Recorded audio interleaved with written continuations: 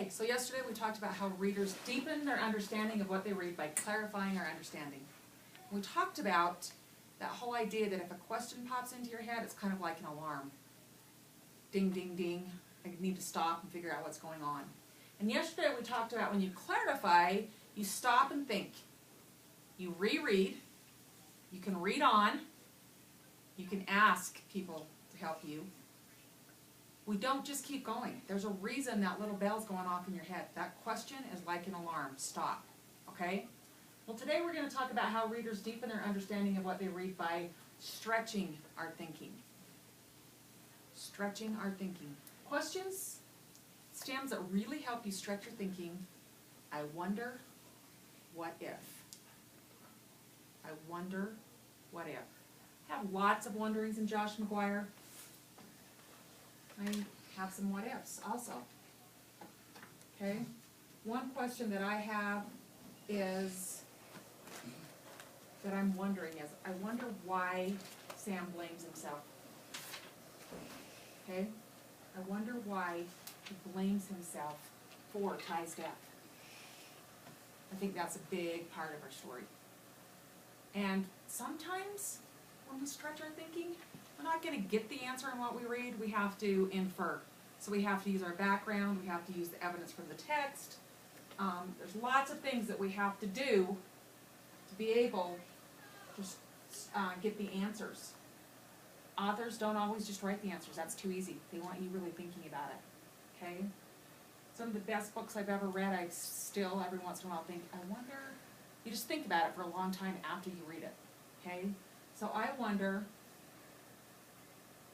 why Sam blames himself.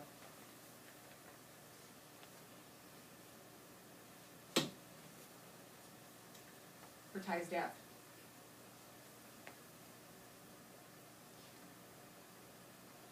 I wonder if he'd act different if he didn't have those guilty feelings.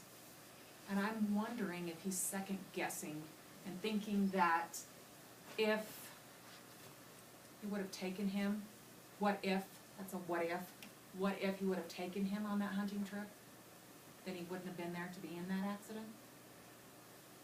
Okay? So, I kind of have a theory that I think he's blaming himself, and I'm wondering why. Well, in order to have that theory, I have to have schema, and I have to have evidence from the text. Well, we know my evidence from the text is he's acting so much differently. And Josh has mentioned that it's been ever since Ty died. So, my background is that I know that parents often second guess and wonder, if I would have done something different, would he have not fallen and cut his lip open when you're on your way to the hospital with your kid to get stitches, okay? So I'm thinking that's probably what Sam's doing. We all have, at times, second guess ourselves. I know, even in sports, you kick the ball and you think it's almost a goal, and then you go, oh, what if I would have? That second guessing happens all the time. So that's why I'm able to make that theory. I'm stretching my thinking about Sam, and I have lots of wonderings about Sam. Okay? We get little teeny hints in the book. Libby talks about how he didn't used to be that way. So I know he's changed. Josh has talked about how he used to tuck him in at night, and how all those things that's making Sam different is making me wonder. So what I want you to do right now is I want you to think about the book that you are currently reading. And I want you to think of one wondering that you have. You're going to write it in your notebook. One wondering, one I wonder or what if. Go ahead and get your notebooks out. Pencils. What if you're done with your book? Then you can't take this on right now, can you? Oh. This is New books, you have lots of wonderings, don't you? Write down at least one, please. One wondering that you have in the book that you are currently reading.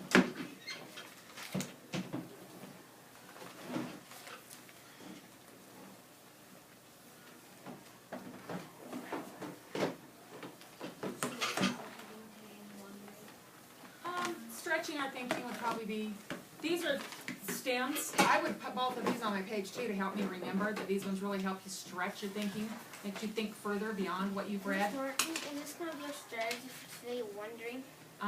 Stretching your thinking is your strategy. And two ways you can do that is think, I wonder, or what if. Alright.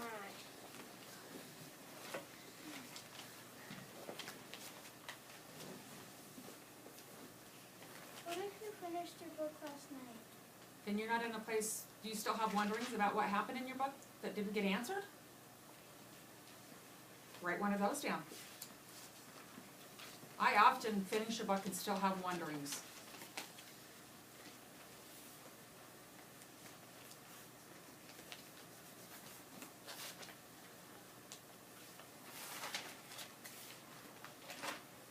Okay, now you haven't had time to write the whole thing, but you've got one in your head, right?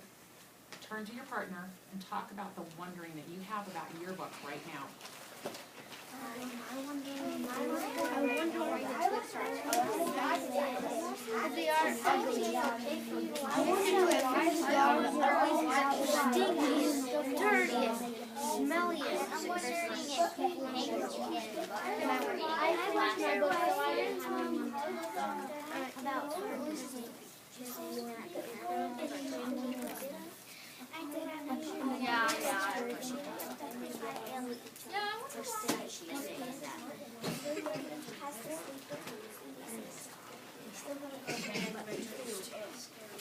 Josh yet?